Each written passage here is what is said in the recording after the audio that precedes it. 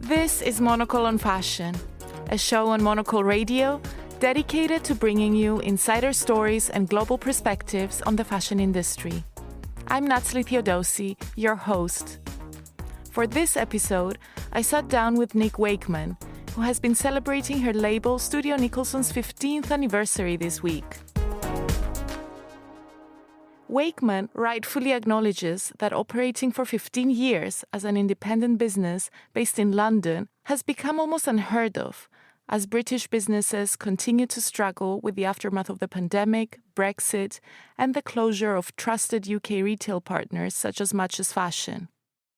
The reason Studio Nicholson has proven to be an outlier in this challenging fashion system? There are many, but one thing that particularly stands out to me would have to be Wakeman's grounded approach to design. In our conversation, she tells me that collections aren't necessarily about her or about indulging her own fantasies. Over the last 15 years, she has maintained a sharp focus on her end customer and their everyday needs, drawing inspiration from the seemingly mundane aspects of life. People doing their weekly groceries at the farmer's market, or travelers walking through airport terminals. It's why Studio Nicholson has become a go-to for shirts you never want to take off, blazers you keep returning to, or the perfect curve-shaped denim. Wakeman, who joined me at our studio here at Midori House, wearing this perfectly oversized bomber jacket, explains how it's all about this loose, laid-back silhouette that she has continued to return to and refine over the years. She has an equally refreshing approach when it comes to sustainability, explaining that sourcing best-in-class fabrics and working with artisanal mills has been ingrained in the way the business operates from day one. This way of working should be second nature, not a marketing tool. We, of course, also had to speak about Japan, the trips she has been making to Tokyo since the 1990s, the influence of Japanese style on her own design sensibilities, and the brand's increasing retail footprint across both Japan and South Korea. Looking ahead at the brand's next chapter, Wakeman has a lot of exciting plans already in the works. Stay tuned until the end, when she gives us a preview of what's coming next, from shop openings to exciting new category launches. Let's hear directly from Wakeman. There's lots of things that have changed, but when I started the brand, I wanted to make a brand that was accessible price point wise, which sort of filled the gap. I mean, I was a massive Celine fan, as we all were, 15, 16, 17 years ago. And I felt that it was unaffordable for a lot of women who wanted to buy a really great quality garment. There was sort of a tribe of women who were my friends, who I knew in the industry, that wanted to achieve that look but couldn't afford it.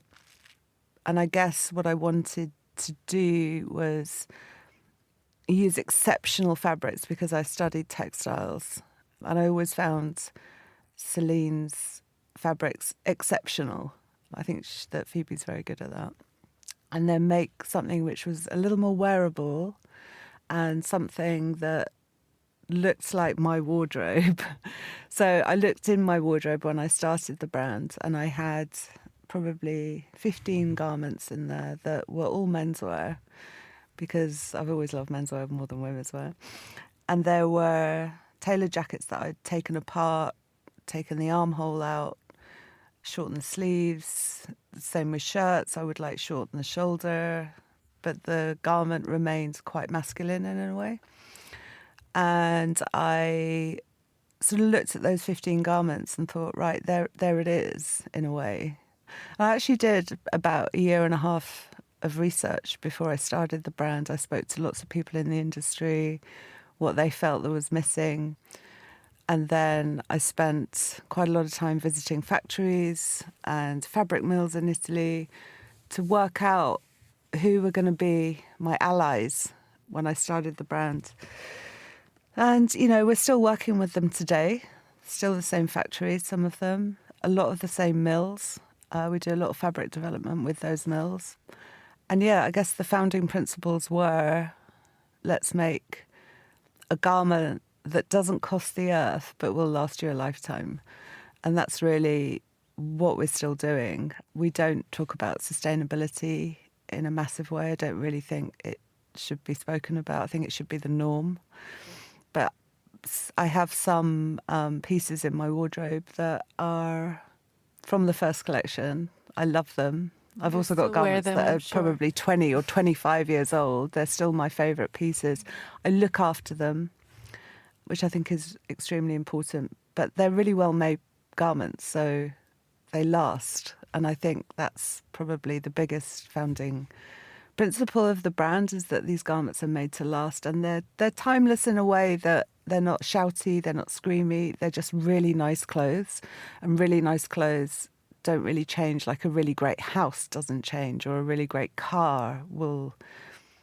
They're sort of classics, and we're trying to modernise the classics in a way. So yeah, we're still doing that 15 years later.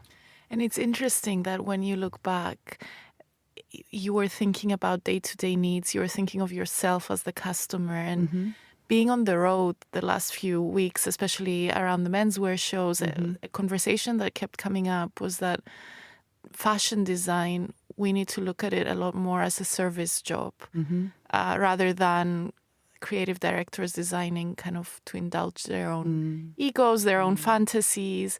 And it sounds like this is the approach that you've always kind of taken on. Is that something that you agree with? I think you have to know who your customer is, and you have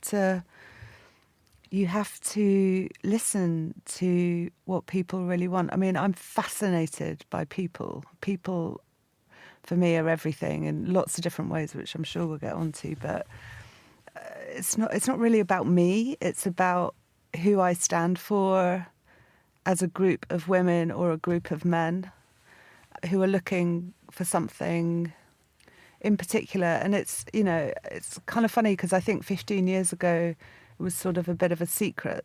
There was a secret tribe of people that wanted these garments made in a certain way, and that's what they were looking for, to have some satisfaction with the clothing that they wore. And I think that year and a half of research really set me up very well. I mean, God, I would love to have like 18 months to think about something now, but that doesn't happen. But yeah, I don't think it should be about, it's not about me.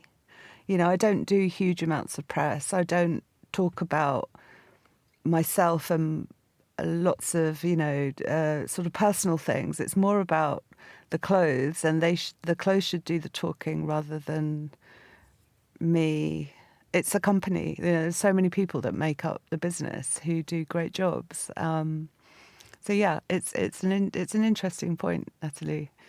Yeah. And it's refreshing to hear kind of how you view it. I guess that focus on the clothes also ties to your focus on fabric, your studies, and then all that research that you've done right from the beginning. So tell me a little bit about that. What has become like the signature fabrics, the mills that you always rely on? I'm not going to tell you my mills. No, you don't need to tell us exactly the secret. Maybe more kind of a general signature overview. Fabric. So when I'm looking for fabric, I'm looking for how does it make you feel, or how would it feel against your skin. So potentially, for me, I want to feel really confident with the clothes that I wear. So if I've got something that doesn't move with me and makes me feel stiff, I'm going to discount it. There's lots of different elements that I look for when I'm selecting fabrics, but there are certain qualities that we've been running for around 12 years, and one of them I developed with a really nice mill in Italy, and it's a powder twill, but it's a double cotton, and that we make a lot of trousers in, and I specifically developed it for a particular trouser, which was the women's wear continuity pant, which is called Dordoni, and then later on came the menswear version of it. We make a chino in it. I mean, it's just a fantastic fabric that does so much. It holds its shape. It's got a certain snap to it when you move. So, there's things like that remain And I guess, you know, there's lots of kind of elements that stand out to me when I'm selecting fabric. So is it spongy? Is it shiny? Is it soft? Does it move really well? Is it rounded so it holds its shape without being stiff and making you feel uncomfortable? And I think that the way that clothes feel on you is the most important thing, because if you feel great, you also look great because you're confident and you feel authentic to yourself. And I guess your customer, and I think more recently customers in general, they do seek out that information and they look into where the fabric comes from, what exactly is in their clothes. Before making a purchase, have you found that there is this appetite? I think so. The feedback I get from our stores is that people are really interested in the provenance of their garment, or where the fabric is from, or why we selected the fabric. You know, our team in both stores tell me and feedback that customers are really interested in it. I think they want a story and they want a narrative, which is the same thing. It's like they just don't want to just look great. They want to know about it and feel it, so that they have a story to tell when someone says, oh my God, those trousers are really amazing. They can then pass on the information. Yeah, I bought them at Studio Nicholson, and when they sold them to me, they told me about this fabric and blah, blah, blah. So there's more to it. It's not just surface, is it? Absolutely. Yeah. And I mean, having had this approach from the very beginning, and when you're selecting fabrics so carefully, you don't need to, in the way that many other companies have had to do, I guess, go back and have a whole sustainability agenda, right? And rethink your supply chains, which is what has been happening in the industry, or, you know, picking a recycled fabric that actually isn't that good after all, and all that sort of grey space that we have had to navigate. Yes, I wouldn't necessarily choose an organic cotton. Sometimes they come my way, but, you know, I try and, I mean, actually, to be honest with you, like I was saying earlier, the norm is the norm, that everything is Ocotex now, everything has standards on it, there's renewable energy involved. So, you know, we do bear that in mind, but it's not a driving factor in selecting fabrics. Really, it's about minimising the processes, I think. You know, if we're buying in Italy, we'll make it in Europe. We're not shipping our fabric all the way over to the Far East to make something, and vice versa. So, like, shoring and offshoring is really important, and will be in the future as we grow. So, you know, if we're making a product in the Far East, or we're making a product in Italy, we'll be making that product in Italy for our customers in EMEA. We'll be making products in the Far East to service customers in the Far East. So I think that's more important, that we're not sending things on planes all the way around the world. And, you know, it's also a cost thing. You know, it's not cost effective to do that in any way. We're speaking about fabric. Another very important element I find when I look at Studio Nicholson is silhouette and cut. I mean, even looking at you coming in with that beautiful bomber jacket. How did you come to kind of really define such a signature silhouette and kind of keep it evolving and without following trends, changing things every season, create something that looks so good and kind of everyone knows that it's you? It is very recognisable, actually. I mean, I don't necessarily think about that much, but, you know, people will tell me, oh, it's so instantly recognisable that it's us. I think movement really denotes the silhouette, because, you know, we don't walk in a stiff way. We bend our knees, you know, our arms swing, our body moves around as we walk. And I think that's really where that silhouette comes from.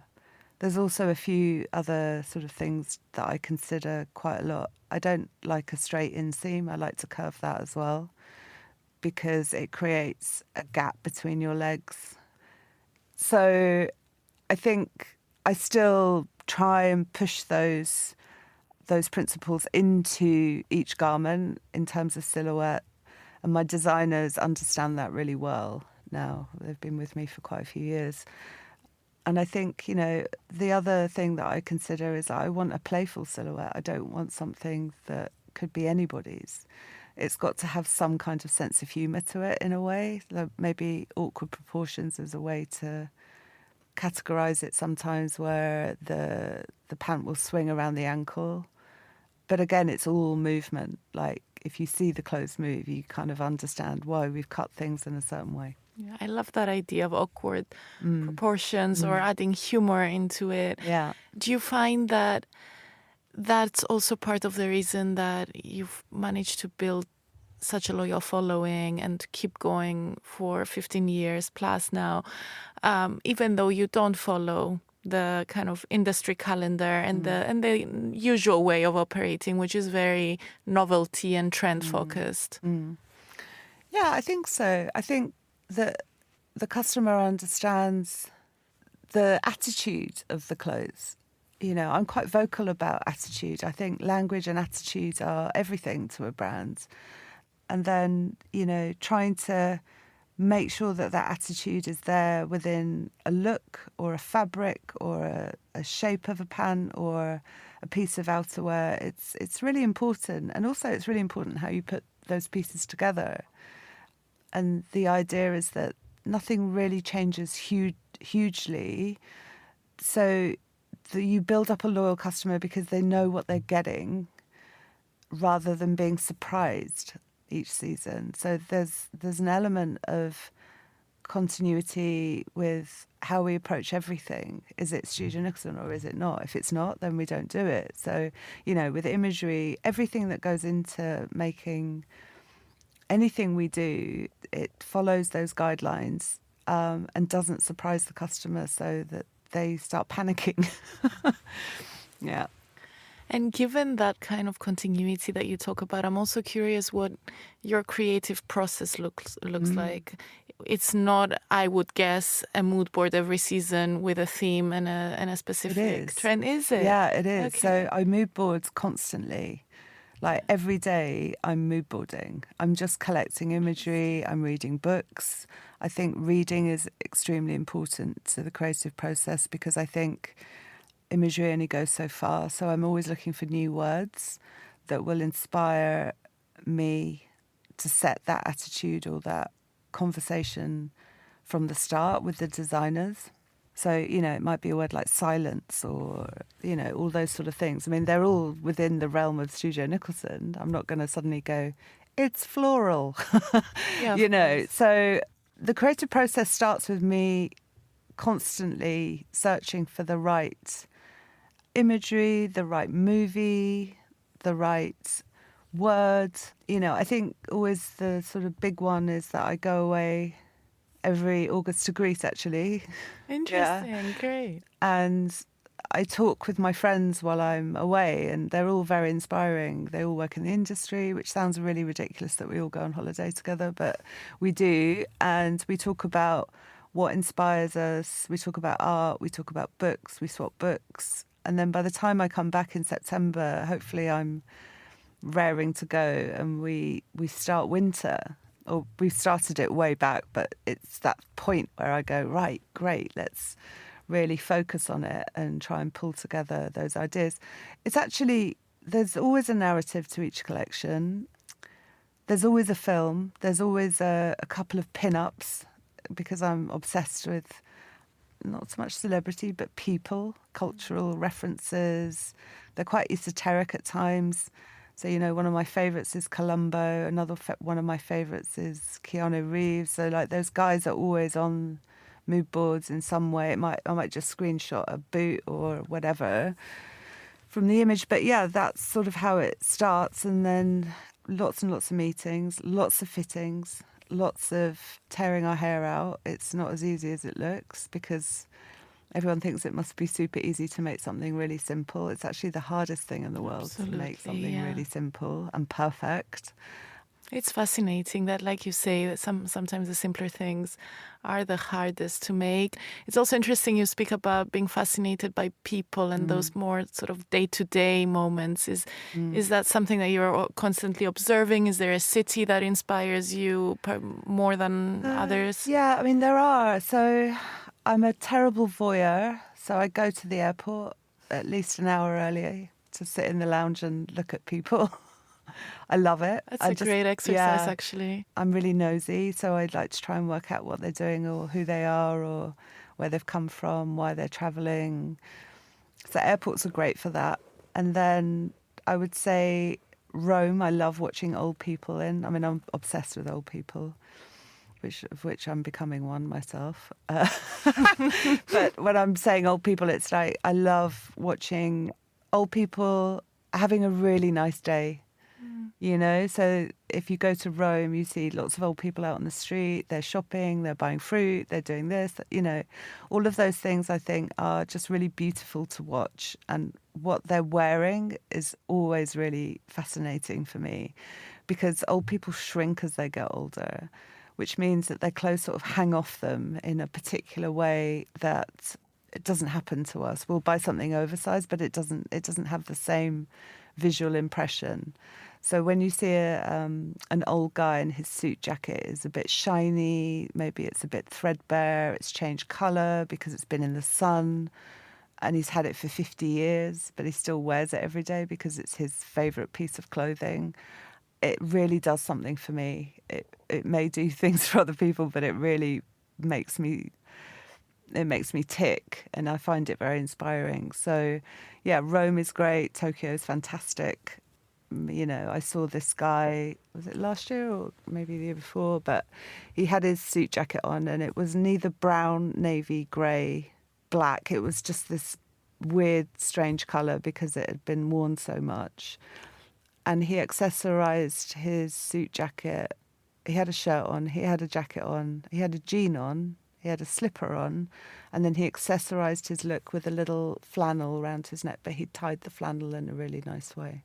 So, you know, it's just those things which you think, oh my God, look at the texture against that. And he's, you know, he's quite proud of himself.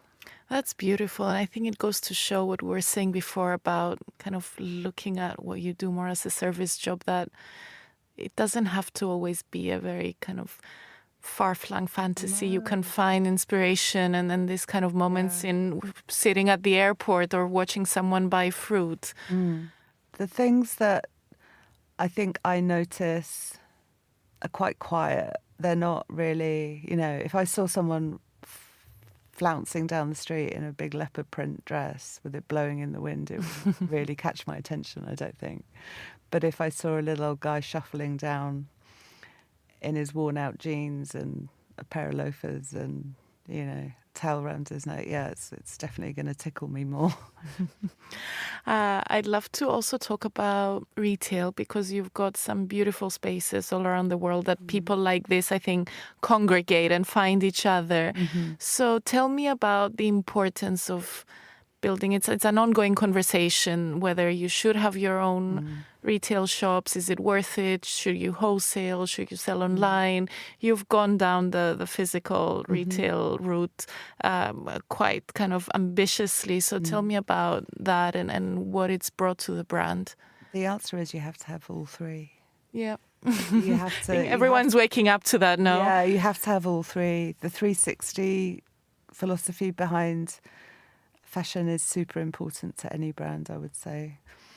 I don't think any one of those channels is any more important than the other, but you learn such a lot by having wholesale, retail and online. They're all quite different customers and how they shop and their behaviours. But retail, I think, right now it's excellent for us. I think by the end of this year, we'll have 10 stores globally. We are about to open a third one this year in London. And then we have various stores throughout South Korea and Japan, which are our strongest markets. So it's a really interesting time for retail, I think. I think that the customer is searching out an experience. They want to go into store and try it on. They want to, like we were saying earlier, they want to know about the product, they want some service, and they want to play around. So in our second store in Redchurch, I made one big, huge changing room where you can go in and literally you could probably take the whole store back into the changing room with you. Amazing. And try out these outfits and make sure that you're really immersing yourself into Studio Nicholson, which I really encourage people to do. I think try them on, wander about, spend some time. Don't, think that you need to buy something because we've sent you a mailer. Go and explore and really have a chance to work out what you love and what you don't love and which fabrics work for you or which silhouettes work for you. Yeah, and I think retail's one of the best ways to do that. And tell me about Japan as well. You mentioned that it's one of your strongest markets alongside with South Korea. You draw inspiration from there. What's kind of the relationship between the brand and Japan? So I had a brand years and years ago, which my business partner was the buying director of Beams in Japan. So, I'm talking like 25 years ago, maybe more, 26. Where are we now? Yeah, so 26, 27 years ago. And we had a brand and we sold it to around 300 stores in Japan. Very little here. So my relationship with Japan goes back a very long way. I first went in 1999 and it blew my mind. It was a very different sort of city, Tokyo. Back then, there was no English signs, no one spoke English, I had to have a translator, and I came from a sort of very 90s grimy London, sort of full of rats and magazines, to this very well-ordered city, which was perfect tones of beige, brown, white, optic white, parchment, all these kind of different materials that I'd never seen. So I'd be sitting on my Toto toilet in my hotel and going, oh, look at the wall covering. It's really amazing. And it really inspired me massively because I'm a control freak. I like everything to be in its place. And that's what Tokyo and Japan was. I liked all the rules. And I love the silence in Tokyo because everyone thinks it's a really massive noisy city, but it isn't. It's actually really quiet, and it really made me feel quite safe in a funny way. So the relationship, I guess, with Japan is still hugely important. I go now, I'll never have that experience ever again because now I get off the plane and I'm like, oh yeah, here we are. It's like a second home, I'm sure, by now. Yeah, so it's not quite as exciting. I remember getting on the limousine bus from the airport, that first time. It is still massively important, and I always find something when I go back. Although Tokyo doesn't really change massively, it sort of stays the same, which is also quite comforting. But in some ways I'm like, okay, what can I find this time? We have a store in Aoyama. We're opening a second one, I think, soon in Parko and Shibuya. And I guess what's happened is the business sort of kicked off and started gaining popularity in Japan 15 years ago on my first collection. And it's sort of slowly infiltrated South Korea, which it sort of does. I think the trickle down from Japan to South Korea to Taiwan to China, it's within the same territory. So it's been very good to me, Japan, I have to say. Without those first orders, I guess, the brand wouldn't be here. It's sustained it for quite a few years. It sounds like a perfect marriage in a way. Yeah. And you mentioned that there's more store openings both in Japan, here in the UK. When you look at almost kind of a next chapter of the brand now that you're celebrating 15 years, is there something kind of high up on your priority list, things that you still want to try, categories you want to expand in? There are. We are looking at Kyoto for another store. We have, I think, another 2 opening in South Korea this year. And retail, I think, is ever fascinating for me. I love it. We're developing a fragrance. which That's will launch next exciting. year. Yeah. So I'm quite interested in different categories these days.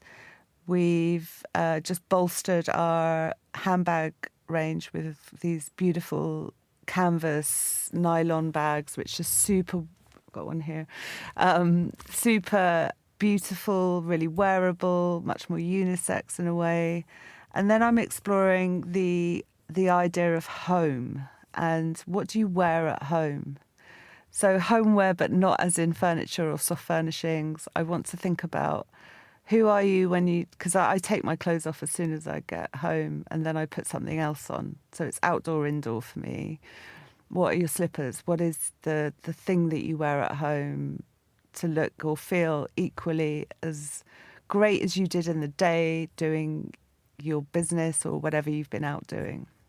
So I'm exploring that at the moment, and I think I'll probably launch something within the next 18 months on that subject. And then, I don't know, the world's my oyster. If someone wants to come and ask me to design a car, I'll give it a go. We also have lots of collaborations coming up. So this year we have one with Macintosh. We have one with Porter Yoshida.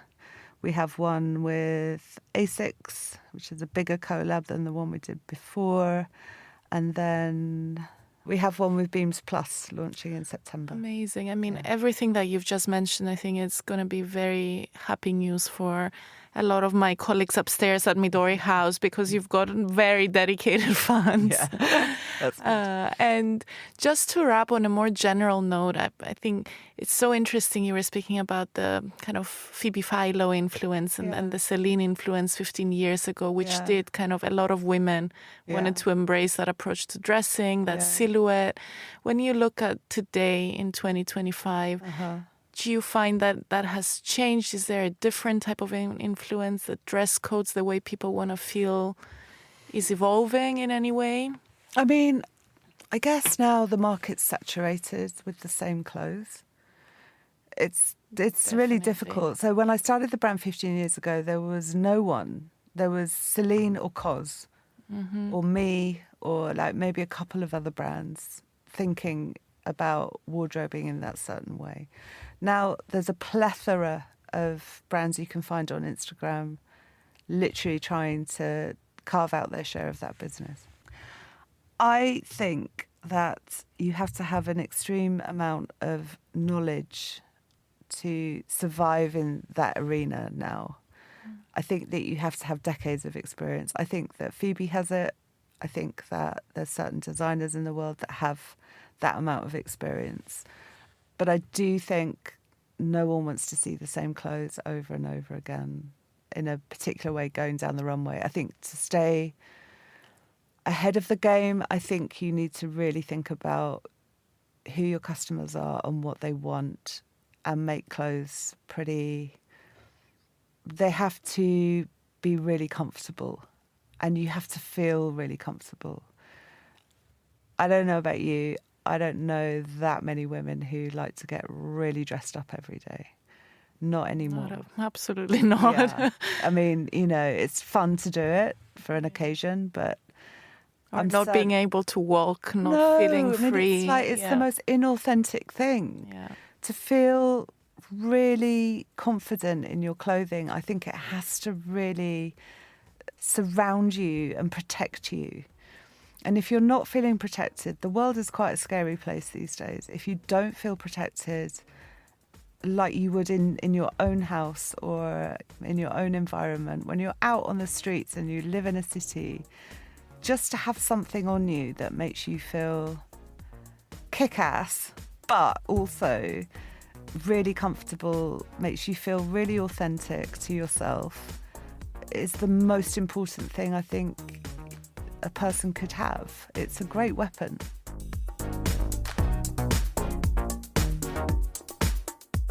That was Nick Wakeman, founder of Studio Nicholson, talking from our studio here in London. And that's it for today's show. Make sure you subscribe and stay tuned for more big interviews, Fashion Week briefings, and behind-the-scenes conversations with Monocle editors. Today's episode was edited and produced by Lily Austin. I'm Nathalie Theodosi. Thank you so much for listening.